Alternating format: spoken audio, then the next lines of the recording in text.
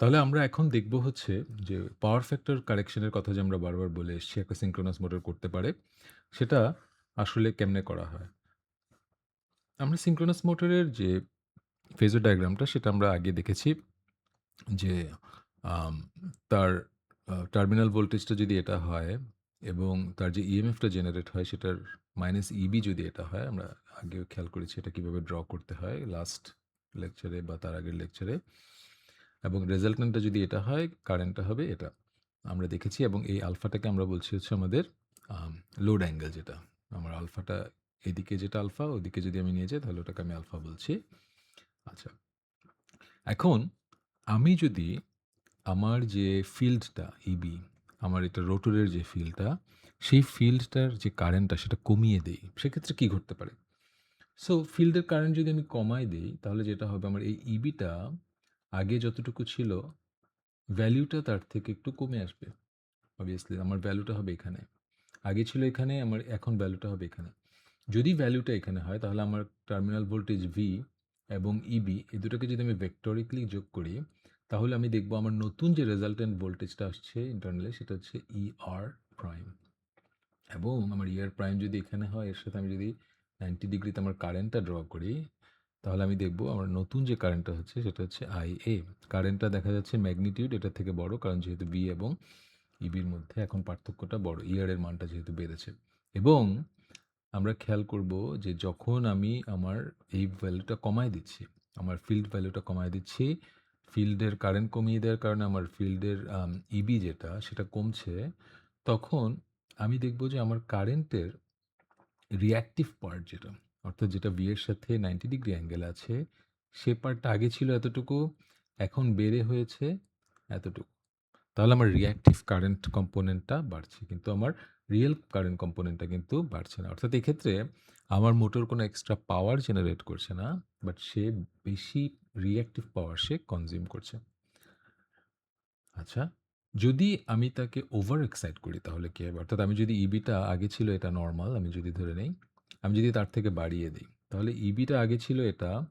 আমি যদি ইবিটাকে বাড়িয়ে দেই, তাহলে আমরা দেখছি যে এখন আমার ইয়ারটা বাড়ছে।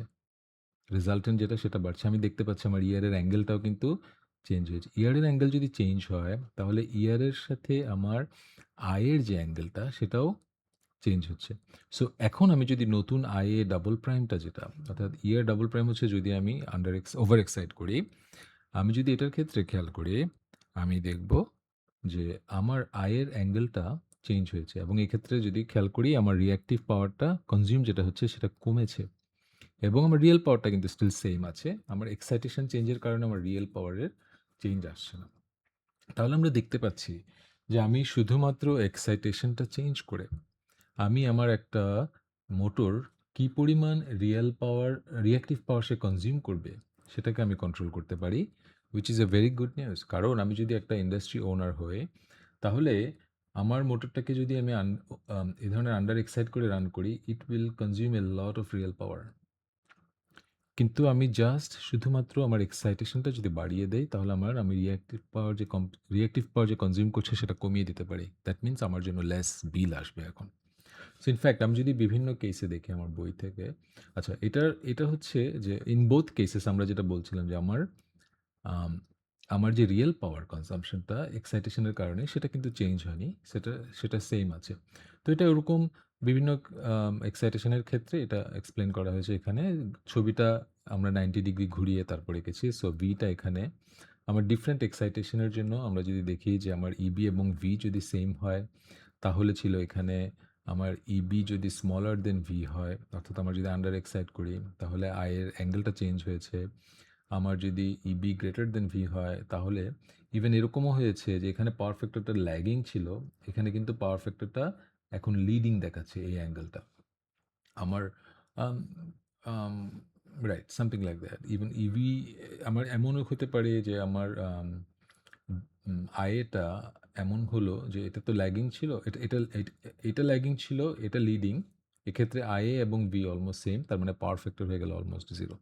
সো আমি জাস্ট এক্সাইটেশন বাড়িয়ে আমি যেকোনোভাবে তাকে অপারেট করতে পারি এবং এক্সাইটেশন বাড়ানোর কারণে প্রতিটা ক্ষেত্রে আমার পাওয়ারটা রিয়েল পাওয়ারটা সেম থাকে। আমার শুধু রিঅ্যাক্টিভ কারেন্টটা, তার মানে রিঅ্যাক্টিভ পাওয়ার যেটা, সেটা চেঞ্জ হয়। সো এইটা হচ্ছে বেসিক্যালি আমি যদি এই ছবিটাকে 90 ডিগ্রি ঘুরিয়ে আঁকি, তাহলে যেটা আসে সেটা। সো কনফিউজ হওয়ার কোনো কারণ নাই। আমি এক্সাইটেশন চেঞ্জ করলে একটু আগে যেটা বলেছি, একই ছবি আমি আরেকবার দেখাচ্ছি। এটা আবার উল্টা দিকে 90 ডিগ্রি আগের জায়গায় নিয়ে আসছি। যে আমার যখনই আমি এক্সাইটেশন চেঞ্জ করছি, যেখানে আমার ইবি সমান যখন ভি থাকে, আমার ল্যাগিং পাওয়ার ফ্যাক্টর আমি যখন কমাচ্ছি ইবিটা, তখন আমার পাওয়ার ফ্যাক্টর ল্যাগটা বাড়ছে। আমার যখন ইবিটা বাড়াচ্ছি, আমার ইভেন লিডিং পাওয়ার ফ্যাক্টর আমি তাকে অপারেট করতে পারি। লিডিং পাওয়ার ফ্যাক্টর মানে যদি এরকম হয় যে আমি ফ্যাক্টরিতে আরো কিছু ইন্ডাকশন মোটর ইউজ করছি, রেগুলার ইন্ডাকশন মোটর, সেগুলো অলরেডি ল্যাগিং পাওয়ার ফ্যাক্টরে চলছে। সো আমি যদি তাকে লিডিং পাওয়ার ফ্যাক্টরে অপারেট করি, তাহলে আমি ওইটার যে ল্যাগিংটা, সেটাকে আমি কম্পেনসেট করতে পারি by using a synchronous motor. Usually যেটা করা হয় হচ্ছে কিছু ক্যাপাসিটর ব্যাংকের মাধ্যমে, যেটাকে আমরা বলছি পাওয়ার ফ্যাক্টর কারেকশন। সো আমরা পাওয়ার ফ্যাক্টর কারেকশনের জন্য আমরা কিন্তু দেখা যায় যে ফ্যাক্টরিতে সাধারণত পাওয়ার ফ্যাক্টর কারেকশন ইউনিট থাকে, অর্থাৎ ওখানে পিএফ বা অনেকগুলো ক্যাপাসিটরের একটা ব্যাংক থাকে। যে ক্যাপাসিটরটা আসলে ওই যে মোটর যে রিঅ্যাক্টিভ পাওয়ারটা ড্র করছে, সেটা সাধারণত এটাকে কম্পেনসেট করে। তো আমরা ইনস্টেড অফ ক্যাপাসিটর ব্যাংক, আমরা সিনক্রোনাস মোটরও আমরা যদি থাকে আমাদের ফ্যাক্টরিতে, তাহলে সেটা দিয়েও আমি এই কারেকশনটা আমরা করতে পারি।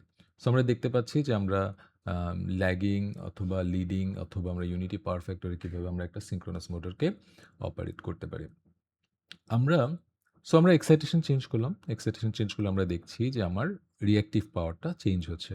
আমার রিয়েল পাওয়ারটা কিন্তু চেঞ্জ হচ্ছে না। হুইচ ইজ স্বাভাবিক। কারণ আমার মোটরের উপর কোনো লোড কিন্তু চেঞ্জ হচ্ছে না। অর্থাৎ আমার মোটরটা ধরা যাক আগে যে জিনিসটা ঘোরাতো, এখনো ঠিক সেম জিনিসই ঘোরাচ্ছে। এটাকে অন্য কোনো কিছু, অন্য এক্সট্রা কোনো লোড তাকে আমরা দেইনি। কিন্তু আমরা যখন লোড বেশি দেই, তখন আমি কি এক্সপেক্ট করব? আমি এক্সপেক্ট করব লোড বেশি দিলাম। অর্থাৎ আমি আগে ধরা যাক সে আগে ১০০ কেজির একটা জিনিস ঘোরাতো। আমি যদি তাকে বলি যে তুমি এখন ২০০ কিলোগ্রামের একটা জিনিস ঘোরাও বা ২০০ কেজির একটা জিনিস ঘোরাও, তাহলে আমরা এক্সপেক্ট করব যে তার রিয়াল পাওয়ারটা আসলে বাড়া উচিত। তাহলে আমি দেখি কি হয়, যে আমার এটা ছিল তার নরমাল অপারেশন। আমি যখন লোড বাড়াচ্ছি, তখন যেটা হবে সেটা হচ্ছে আমার এই অ্যাঙ্গেলটা ইবি, যেহেতু আমার রোটরটা, যেহেতু লোড বাড়াচ্ছি, রোটরটা আরেকটু পিছিয়ে যাবে। সো আমার এই অ্যাঙ্গেলটা চেঞ্জ হবে। This will be my alpha prime. অর্থাৎ এটা হচ্ছে আমার নতুন লোড অ্যাঙ্গেল।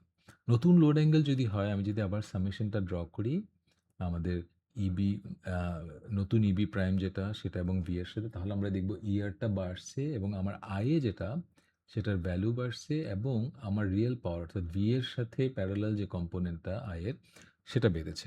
যদি বাড়ে, তার মানে হচ্ছে আমার আসলে রিয়েল পাওয়ার ড্রটা বাড়বে, হুইচ ইজ স্বাভাবিক। আমরা যদি চিন্তা করি যে একটা মোটরে আমি যখন তার টোটাল লোড বাড়াচ্ছি, সে কত কিলোগ্রাম সে ঘোরাচ্ছে, সেটা যখন আমি বাড়াচ্ছি, তখন আমি এক্সপেক্ট করি যে সেই সিস্টেম থেকে রিয়েল পাওয়ার ড্র করবে এবং আমরা আমাদের ম্যাথমেটিক্যাল ফর্মুলেশন দিয়েও আমি দেখাতে পারছি যে আসলে that is what is happening.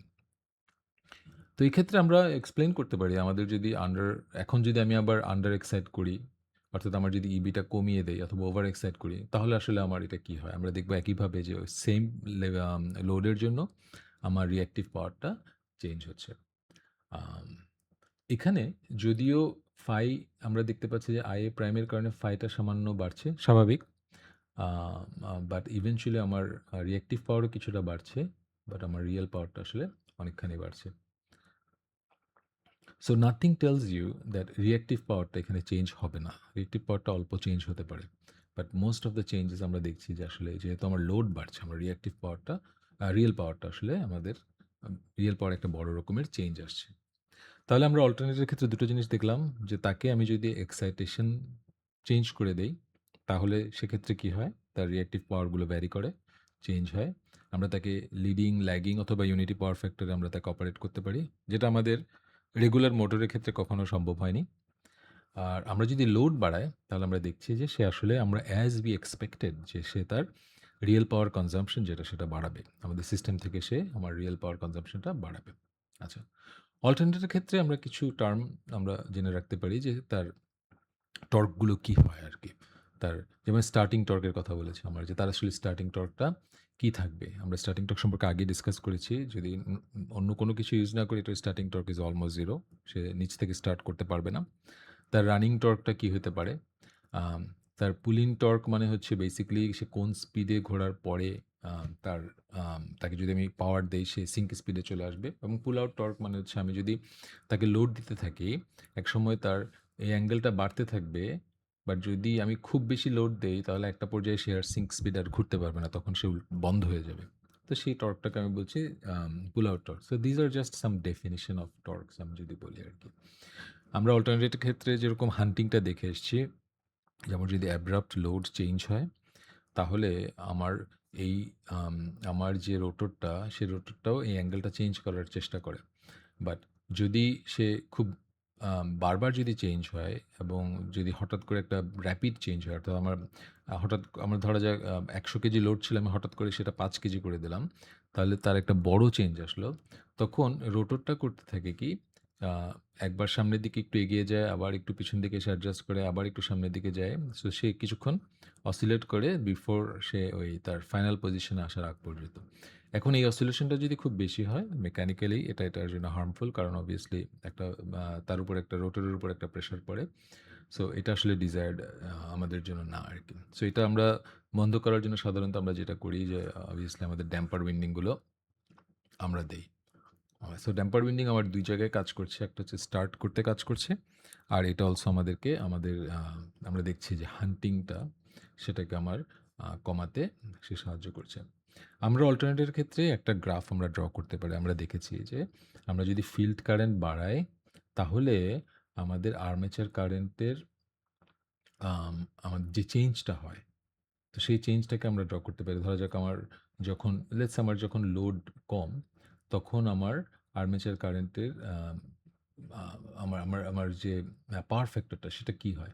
আমরা দেখছি যে এক্সাইটেশন আমরা যখন ফিল্ড কারেন্ট যখন আমরা বাড়াচ্ছি, তখন সেটা আম কিভাবে ল্যাগিং থেকে আস্তে, আস্তে লিডিং এর দিকে যাচ্ছিল।